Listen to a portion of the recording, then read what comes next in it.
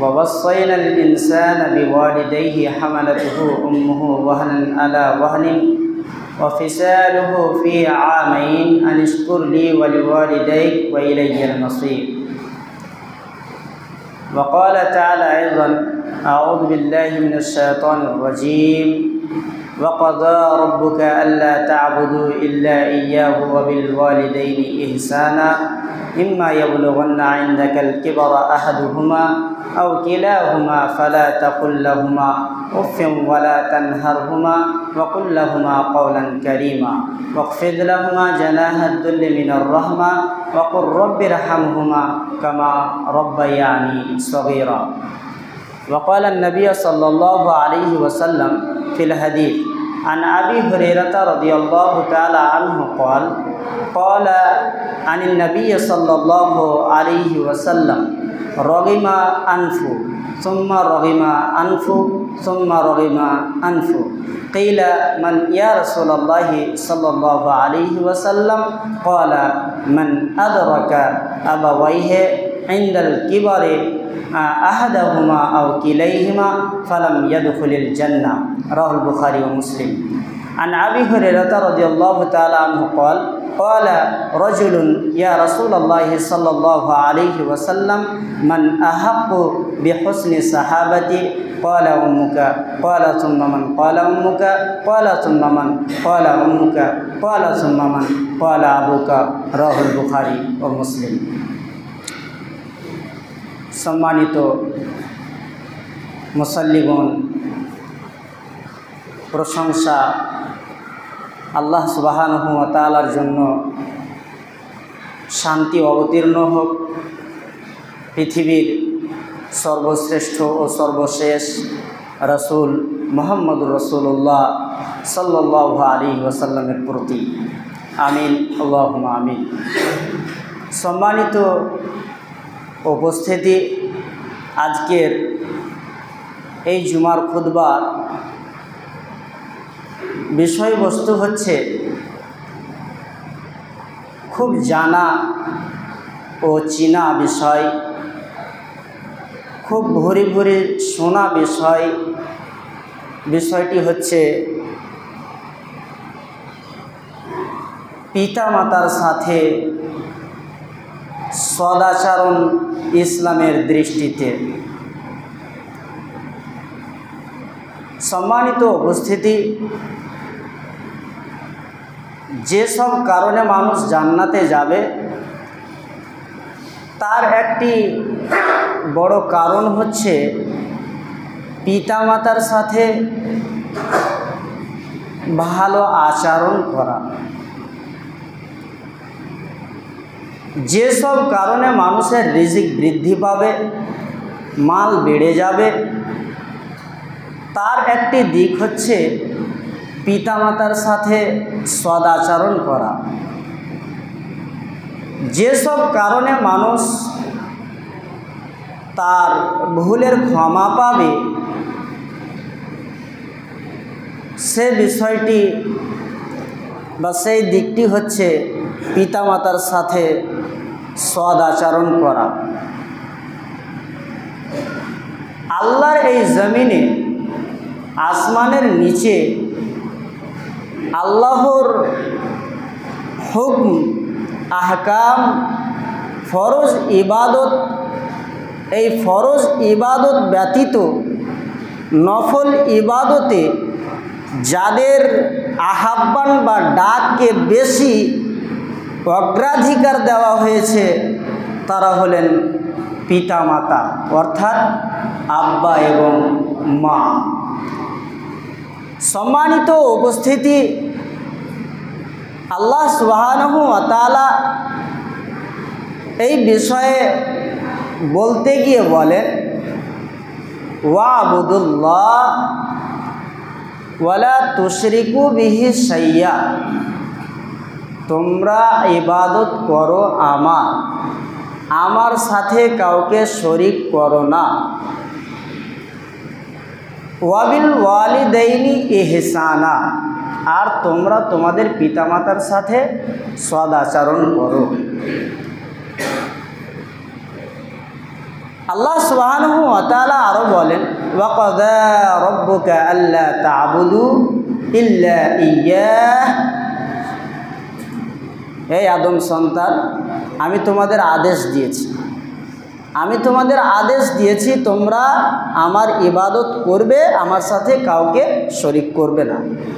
ওয়াবিল ওয়ালিদাইনি ইহসানা, আর তোমরা তোমাদের পিতামাতার সাথে, তোমাদের মায়ের সাথে, তোমাদের আব্বার সাথে তোমরা ভালো আচরণ করবে, নম্র ভদ্র ব্যবহার তাদের সাথে করবে। কোন অবস্থাতে? ইয়ং অবস্থাতে? জি না, সেই অবস্থাটুকু আল্লাহ সুবহানাহু ওয়া তাআলা পবিত্র গ্রন্থ আল কোরআনুল কারীমে স্পষ্ট করেছেন। যে সময় তোমার আব্বা তোমার জন্য ঘাড় ভাঙা পরিশ্রম করতে পারবে না, যে সময় তোমার আব্বার কাছে তুমি 10,000 টাকা চাইলে ওই 10,000 টাকা তোমার আব্বা দিতে পারবে না, শেষ। ওই সময় তুমি তোমার আব্বার সাথে সদাচরণ করো, ভালো আচরণ করো। যে সময় তোমার আব্বা বিছানায় শুয়ে থাকে, বিছানায় পড়ে আছে, তুমি তোমার মায়ের সাথে সে সময় সদাচরণ করো যে সময় তোমার মা আর তোমার পায়খানা সাফ করে দিতে পারে না, যে সময় তোমার মা তোমার কাপড়টা ধুয়ে দিতে পারে না, সে সময় তুমি তোমার মায়ের সাথে সদাচরণ করো, ভালো ব্যবহার করো। মানুষ এখানে অনেকটাই ভুলে পড়ে আছে। যখন মা করেছে, পিতা করেছে, তো পিতা করেছে, মা করেছে, সে সময় ঠিকই ছিলাম। এই আদম সন্তান এক নির্দিষ্ট সময় বা নির্ধারিত সময় পর্যন্ত আব্বা মায়ের সাথে সদাচরণ করে, ভালো ব্যবহার করে। তারপরে যখন ওই সময়টুকু কেটে যায়, সময়টুকু চলে যায়, তখন এদের ব্যবহার, এদের আখলাক, এদের চলাফেরা, এদের পিতামাতার সাথে আচরণ একেবারে উল্টো হয়ে যায়। কিন্তু আল্লাহ বলছেন তোমরা তোমাদের পিতামাতার সাথে সদাচরণ করো। দুইটা আয়াত আপনার সামনে আমি পড়লাম আর দুইটা আয়াতের তর্জমা করলাম। কি বুঝলেন?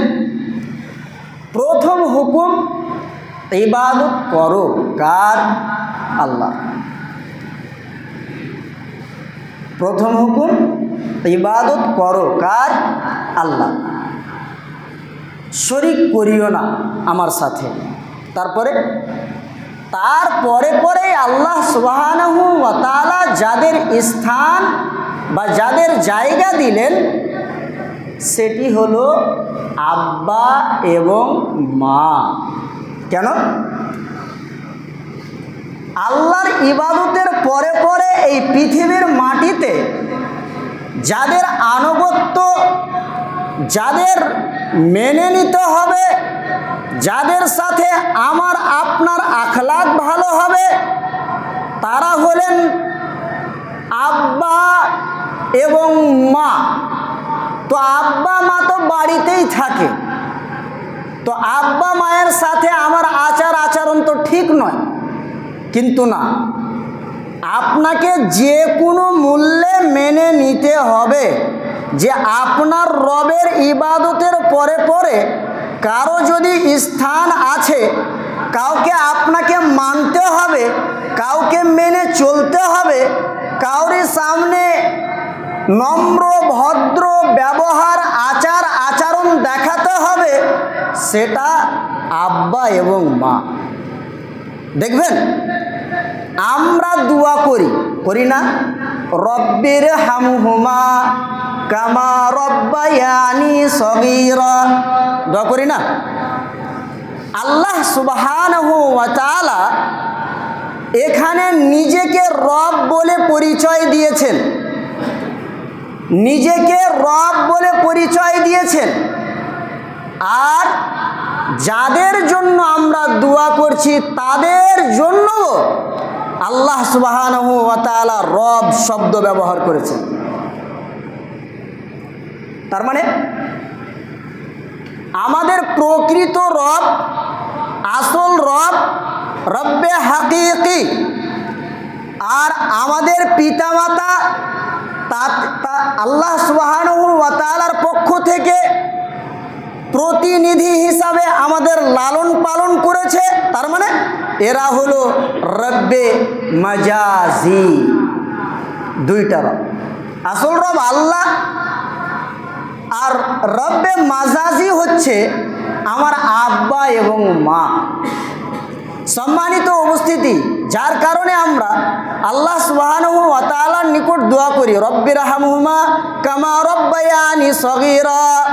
আল্লাহ, তুমি আমার আব্বা মায়ের প্রতি দয়া করো, তুমি আমার আব্বা মায়ের প্রতি রহম করো, যেমন তারা আমাকে শৈশবকালে লালন পালন করেছিল, আমার দেখাশোনা করেছিল।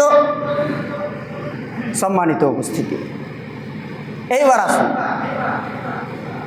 পিতা মাতার সাথে সদাচরণ, পিতা মাতার সাথে ভালো ব্যবহার করতে হবে, করতেই হবে। না করলে আপনার জান্নাত আপনার পাওয়া অনেক কঠিন। যেমন হাদিসের রাবি হযরতে আবু হুরায়রা রাদিয়াল্লাহু তাআলা আনহু, তিনি বর্ণনা করছেন মুহাম্মদ সাল্লাল্লাহু আলাইহি ওয়াসাল্লাম বলেছেন, রিদার রব্বি ফি রিদাল ওয়ালিদ ওয়া সাখাতুর রব্বি ফি সাখাতিল ওয়ালিদ। তোমরা চাও যে তোমাদের রব তোমাদের উপরে সন্তুষ্ট থাক, তোমরা চাও তোমাদের রব তোমাদের ওপরে খুশি থাক, এটা কি চাও? ও আদম সন্তান, তোমরা কি চাও যে তোমাদের রব তোমাদের আল্লাহ তোমাদের প্রতিপালক তোমাদের ওপরে সন্তুষ্টি থাক, এটা কি চাও? তাহলে তুমি তোমার পিতাকে সন্তুষ্ট রাখো। যদি এটা চাও তাহলে তুমি তোমার মাকে সন্তুষ্ট রাখো, যেহেতু পিতা মাতার সন্তুষ্টতেই আল্লাহ সন্তুষ্ট, আল্লাহ খুশি। আর পিতা মাতা যদি নারাজ থাকেন তাহলে আল্লাহ সুবহানাহু ওয়া তাআলা নারাজ, আল্লাহ সুবহানাহু ওয়া তাআলা অসন্তুষ্টি, আল্লাহ সুবহানাহু ওয়া তাআলা অসন্তুষ্ট। অতএব কোনো আদম সন্তান যদি চায় যে আমি আল্লাহ সুবহানাহু ওয়া তাআলাকে সন্তুষ্ট করব, তাহাজ্জুদের সালাত দিয়ে আমি আল্লাহ সুবহানাহু ওয়া তাআলাকে সন্তুষ্ট করব, যাকাতের মাল বেটে আমি আল্লাহ সুবহানাহু ওয়া তাআলাকে সন্তুষ্ট করব, রাতের সালাত আদায় করে দান খয়রাত করে ভালো ব্যবহার পেশ করে আর কিছু করে, কিন্তু আমার আচরণে দেখা গেল আমার মা খুশি নন, আমার মা আমার ওপরে খুশি নন, আমার মা আমার ওপরে নারাজ, আমার পিতা আমার ওপরে নারাজ। শুনুন, এই তাহাজ্জুদ দিয়ে, এই যাকাত দিয়ে, এই দান ও খয়রাত করে এই আপনার মসজিদে আসা কোনো মতে আল্লাহ সুবহানাহু ওয়া তাআলার নিকটে গ্রহণীয় নয়, আল্লাহ সুবহানাহু ওয়া তাআলার নিকটে গ্রহণযোগ্য নয়। আপনাকে যদি গ্রহণ করাতেই হয় তাহলে আপনাকে সর্বপ্রথম ওই যে আপনার বাড়িতে বয়োজ্যেষ্ঠ মহিলা, আপনার মা, বয়োজ্যেষ্ঠ বৃদ্ধ পিতা আপনার বাড়িতে, তার সাথে আপনি ভালো আচরণ করুন, তার সাথে আপনি ভালো ব্যবহার করুন। সম্মানিত উপস্থিতি, আব্দুল্লাহ ইবনে মাসউদ রাদিয়াল্লাহু তাআলা আনহু তিনি বর্ণনা করেন, মুহাম্মদ সাল্লাল্লাহু আলাইহি ওয়াসাল্লামকে একদা আমি জিজ্ঞাসা করলাম, কি জিজ্ঞাসা করলাম? আইয়ুল আমাল আহাব্বু ইলাল্লাহ, বলেন তো আল্লাহ সুবহানাহু ওয়া তাআলার নিকটে সব চাইতে পছন্দনীয় আমল কোনটি? আল্লাহ সুবহানাহু ওয়া তাআলার নিকটে সব চাইতে পছন্দনীয় আমল কোনটি? মুহাম্মদ সাল্লাল্লাহু আলাইহি ওয়াসাল্লাম বললেন, আস-সালাতু আলা ওয়াক্তিহা, সালাত পড়বে নির্ধারিত সময়ে, নির্দিষ্ট সময়ে সালাত যারা পড়বে, এই সালাত পড়াটা, নির্ধারিত সময়ে সালাত পড়াটা, এটা আল্লাহ সুবহানাহু ওয়া তাআলার নিকটে খুব পছন্দনীয় আমল। দেখেন দেখেন দেখেন, সালাতের পরে আল্লাহ সুবহানাহু ওয়া তাআলা বলছেন, তারপরে কি? আব্দুল্লাহ ইবনে মাসউদ বলছেন আল্লাহ রাসূল সাল্লাল্লাহু আলাইহি সাল্লামকে, যে বলেন তারপরে কি? মুহাম্মদ সাল্লাল্লাহু আলাইহি ওয়াসাল্লাম বললেন তুম্মা বিররুল ওয়ালিদাইন, তুমি তোমার পিতামাতার সাথে সৎ আচরণ করবে। এটা আল্লাহ সুবহানাহু ওয়া তাআলার নিকট পছন্দনীয়। জি, সালাত আদায় করেছেন, এটা আল্লাহর ইবাদত, ফরজ ইবাদত, নফল নয়, ফরজ ইবাদত। আল্লাহ সুবহানাহু ওয়া তাআলার করার পরে পরে যাদের স্থান আপনার কাছে, যাদের মাকাম আল্লাহ সুবহানাহু ওয়া তাআলা দিয়েছেন, তিনি হলেন আপনার আব্বা, আপনার মা। আদম সন্তান কতটুকু মাকে মূল্যায়ন করেছে, আদম সন্তান কতটুকু পিতাকে মূল্যায়ন করেছে, আল্লাহু আকবার। সমাজের যদি একটুকু খোঁজ নেওয়া যায়, পিতামাতা খুব কষ্টে এবং দুঃখে দিন কাটাচ্ছে, রাত কাটাচ্ছে। বড় দাড়ি, মদিনা ইসলামী বিশ্ববিদ্যালয় ইউনিভার্সিটি থেকে, আলিগড় ইউনিভার্সিটি থেকে, মক্কা মুকাররমা উম্মুল কুরা থেকে পড়াশোনা করে আসার পরে তার ব্যবহারের খোঁজ নিয়ে দেখেন, তার মা শুয়ে থাকে ওসরাতে আর সে শুয়ে থাকে এসির মধ্যে রুমে। সম্মানিত উপস্থিতি, আবু হুরায়রা রাদিয়াল্লাহু তাআলা আনহু বলেন, মুহাম্মদ সাল্লাল্লাহু আলাইহি ওয়াসাল্লাম তিনি বলেছেন, রগিমা আনফু, রগিমা আনফু, রগিমা আনফু, তার নাক ধুলি ধূসরিত হোক, তার নাক মাটিতে মিশে যাক, তার নাক মাটিতে মিশে যাক। কিলা মান ইয়া রাসূলুল্লাহি সাল্লাল্লাহু আলাইহি ওয়াসাল্লাম, বলেন তো সে লোকটি কে? আপনি যে বলছেন যে তার নাক ধুলি ধূসরিত হয়ে যাক, তার নাক মাটিতে মিশে যাক, সে লোকটি কে?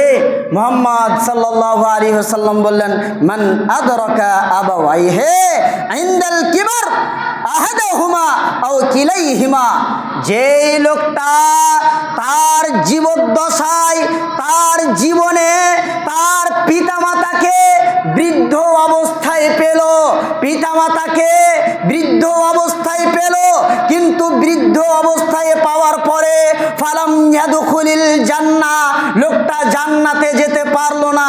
দেখেন সংক্ষিপ্ত কথা রাসূলের, রাসূল ব্যক্ত করছেন এইভাবে, আর এর মধ্যে ঢুকে আছে পুরো দুনিয়া, পুরো 60 বছরের জীবন, 70 বছরের জীবন, 80 বছরের জীবন। ওই যে আপনার মা, আপনার বয়োজ্যেষ্ঠ মা, আপনার আব্বা আপনার বাড়িতে থাকে, আপনি কেমন আচরণ করলেন? আপনি তো জান্নাতের লোভী, আপনার মধ্যে তো জান্নাতের লোভ ভালোই আছে, দেখা যায় আপনি খুব জান্নাতের লালচ রাখেন, কিন্তু এই যে আপনার ব্যবহার, আপনার আচরণ কেমন হইল? আপনার মা আপনার বাড়িতে, আপনার পিতা আপনার বাড়িতে, কিন্তু আপনি ফালাম ইয়াদখুলিল জান্নাহ, জান্নাতে যেতে পারলেন না, মানে পিতামাতার সাথে ভালো আচরণ করতে পারলেন না, পিতামাতার সাথে আপনার ভালো ব্যবহার হলো না, পিতামাতার সাথে আপনার সদাচরণ হলো না, পিতামাতাকে ধমক দিয়ে আপনার কথা, পিতামাতাকে বড় বড় কথা, পিতামাতাকে আপনি একেবারে খুব খাটো এবং ছোট নজরে দেখে পিতামাতার সাথে ব্যবহার পেশ করেন, যে আপনার এই ব্যবহার, আপনার এই ব্যবহার দিয়ে জান্নাত পাওয়া গেল না।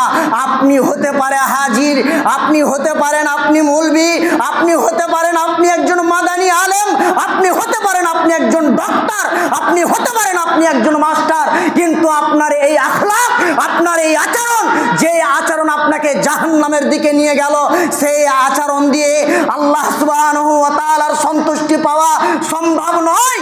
আল্লাহু আকবার। আবু হুরায়রা রাদিয়াল্লাহু তাআলা আনহু হাদিসের বর্ণনাকারী, তিনি বলছেন, মুহাম্মদ সাল্লাল্লাহু আলাইহি ওয়াসাল্লাম বলেছেন, মা হাক্কুল ওয়ালিদাইনি আলা ওয়ালাদিহিমা, রে তোমরা জানো আমার নিকট থেকে সব চাইতে ভালো আচরণের অধিকারী হলেন আমার পিতামাতা।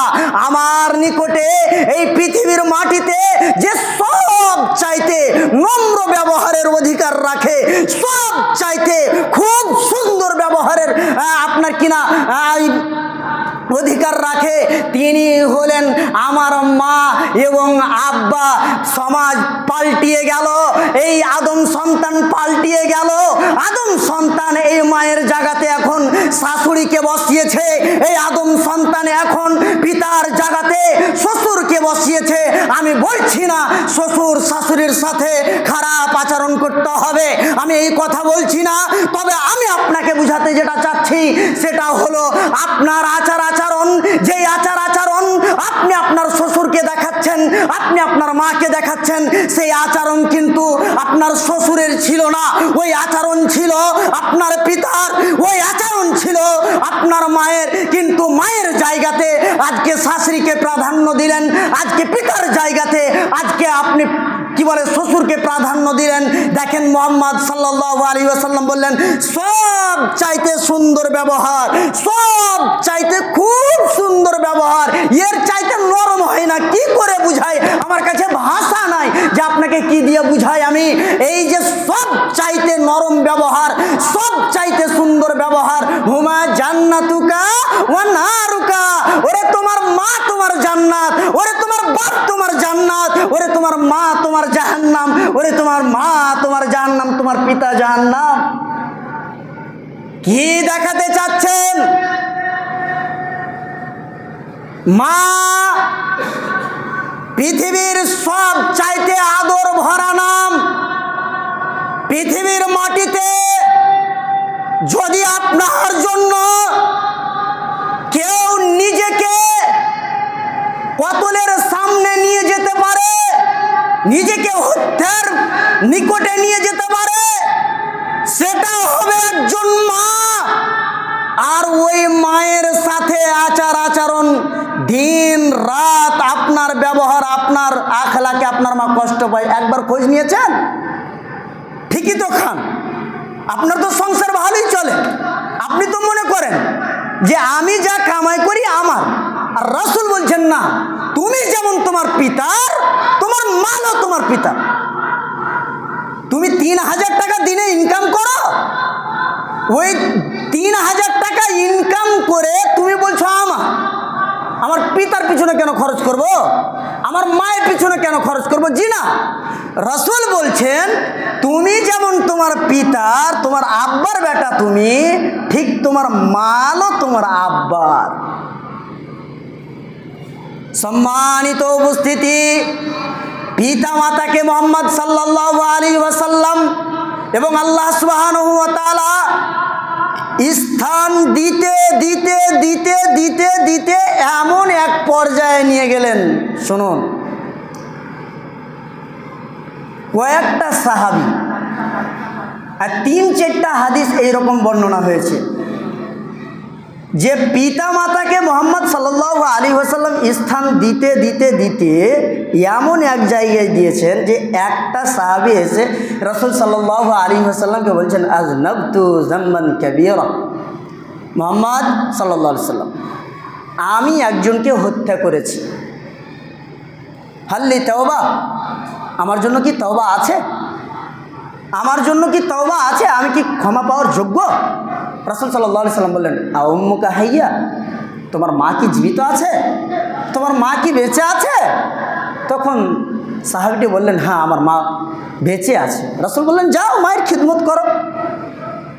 তার মানে কতল হত্যা করার মতো গুনাহ, এই আদম সন্তান তোমাকে যদি ক্ষমা নামাতে হয় রবের নিকট থেকে, সুযোগ আছে। আজকেই জুমার খুতবার পরে, সালাত আদায় করার পরে যে গিয়ে মায়ের হাতটা ধরে বলো মা এতদিন যা করেছি ভুল করেছি মা, আজ থেকে তোমার সাথে আমার এই আচরণ হবে, জান্নাত ধরা আছে। আরেকজন এসে মুহাম্মদ সাল্লাল্লাহু আলাইহি ওয়াসাল্লামকে বলছেন আমি জিনার মতো অপরাধ করেছি, আমার কি তওবা আছে? মুহাম্মদ সাল্লাল্লাহু আলাইহি ওয়াসাল্লাম বললেন আউম্মুকা হাইয়া, তোমার মা কি জীবিত আছে? তোমার মা কি বেঁচে আছে? না, হ্যাঁ আমার মা বেঁচে আছে। মুহাম্মদ সাল্লাল্লাহু আলাইহি ওয়াসাল্লাম বললেন যাও যাও যাও যাও, তুমি তোমার মায়ের সাথে ভালো আচরণ দেখাও, মায়ের খিদমত করো, মায়ের খিদমত করো।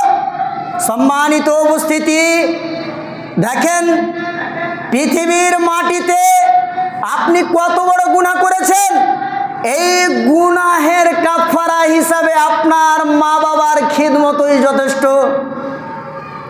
খিদমতই যথেষ্ট।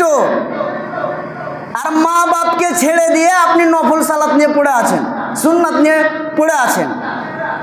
যান, মা বাবার সাথে ভালো আচরণ করুন, পিতামাতার সাথে ভালো আচরণ করুন। জানেন না জুরাইজের ঘটনা শুনেননি? বানি ইসরাইলের একজন লোক যার নাম জুরাইজ, তার মা তাকে ডাক দিচ্ছে কোনো কাজের জন্য। তো ওই জুরাইজ সালাতে দাঁড় হয়ে গিয়েছে। তখন জুরাইজ বলছে, আমি আমার মায়ের ডাকে সাড়া দিব না নামাজ পড়ব? তো সাড়া দিলেন না, নামাজ পড়তেই থাকলেন।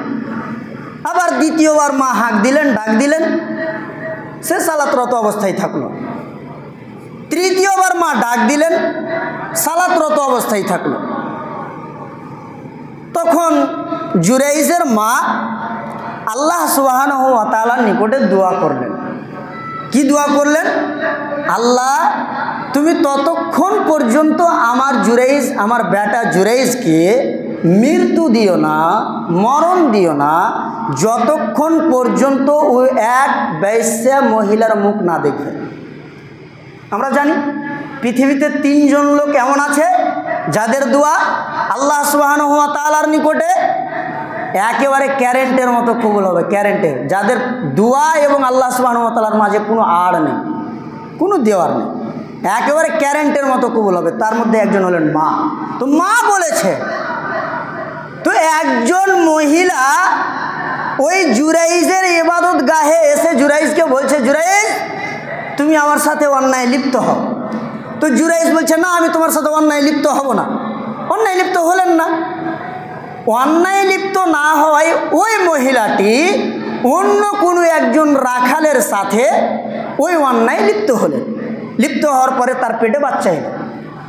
বাচ্চা আসার পরে গ্রামের লোক বলে, তোমার তো বিয়ে হয়নি, তোমার তো সংসারও হয়নি, তোমার পেটে বাচ্চা কেন?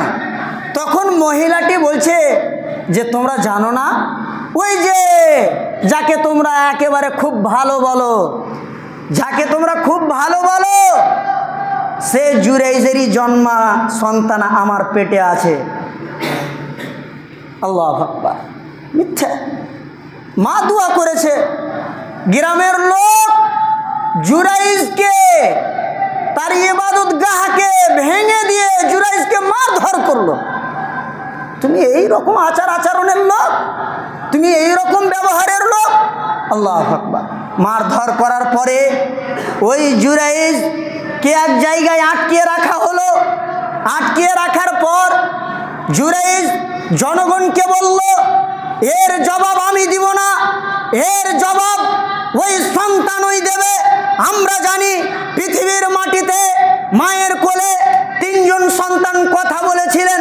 3 জন সন্তানের মধ্যে একটি সন্তান, এই সন্তান যা জুরাইজের সাথে সম্পৃক্ত, এই জুরাইজ তিনি বললেন যে ওই সন্তানই বলবে আমি ওই মহিলার সাথে ওই কাজে লিপ্ত হয়েছিলাম কিনা।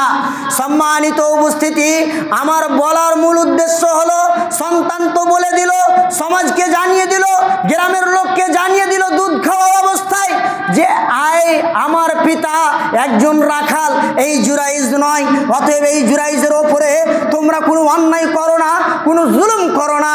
আমার পিতা হলেন একজন রাখাল। এই যে মায়ের দোয়া লেগে গেল, কেন?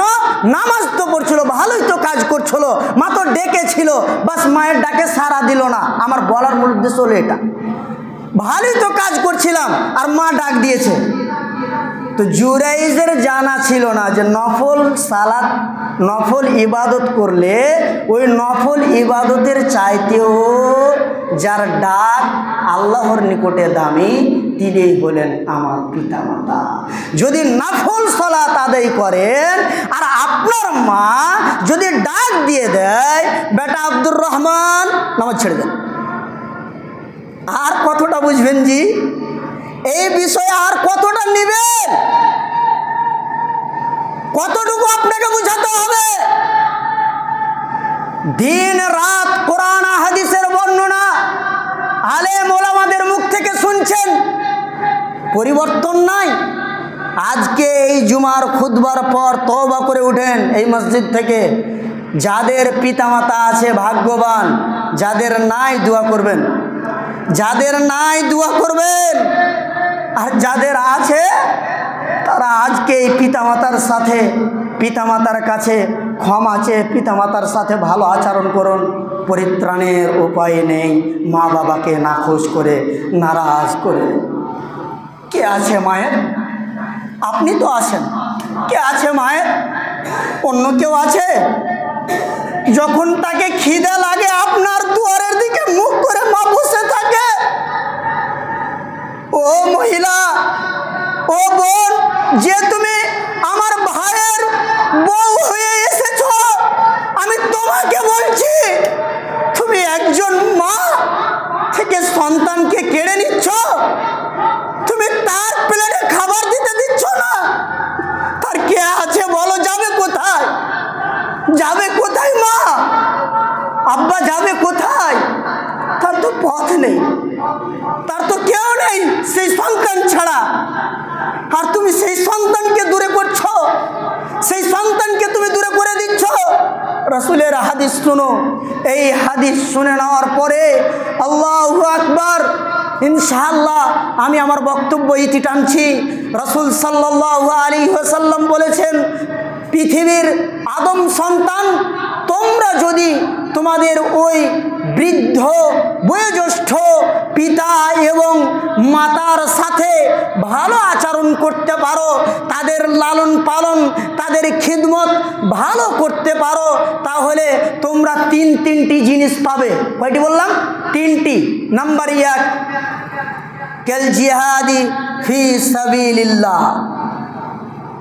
জিহাদ করে, আল্লাহর রাস্তায় জিহাদ করে, যুদ্ধ করে যে নেকি পাওয়া যায়, শহীদ হয়ে যে নেকি পাওয়া যায়, সেই নেকি শুধু আপনার আব্বা এবং মায়ের খিদমত করলে পাবেন। সুবহানাল্লাহ। 2, কাল কাইমি লা ইয়াফতুর। রাতে তাহাজ্জুদ প্রতিদিন সালাত আদায় করে যে নেকিটা হবে, প্রতিদিন, একদিন নয়, 2 দিন নয়, প্রতিদিন সালাত আদায় করে যে নেকি হবে, আপনার পিতামাতার খিদমত করলে, পিতামাতার লালন পালন করলে সেই নেকিটা হবে। সুবহানাল্লাহ। নাম্বার 3, কাসাইমি লা ইফতিরু। প্রতিদিন, একদিন নয়, প্রতিদিন সিয়াম রেখে যে নেকি হবে, সেই নেকিটা আপনার পিতামাতার খিদমত করলে হবে, লালন পালন করলে হবে। সুবহানাল্লাহ। আল্লাহ রাব্বুল আলামিনের নিকট দোয়া করি, ইয়া আলামিন, আল্লাহ তুমি আমাদের এই বিষয়টিকে সঠিকভাবে বুঝার তৌফিক দান করো, এবং যতগুলি কথা আলোচনা হলো আল্লাহ তুমি আমাদের প্রত্যেককেই, সকলকেই আমল করার তৌফিক ইনায়াত করিও, দান করো। আমিন, আল্লাহুম্মা আমিন। আউযু বিল্লাহি মিনাশ শাইতানির রাজিম।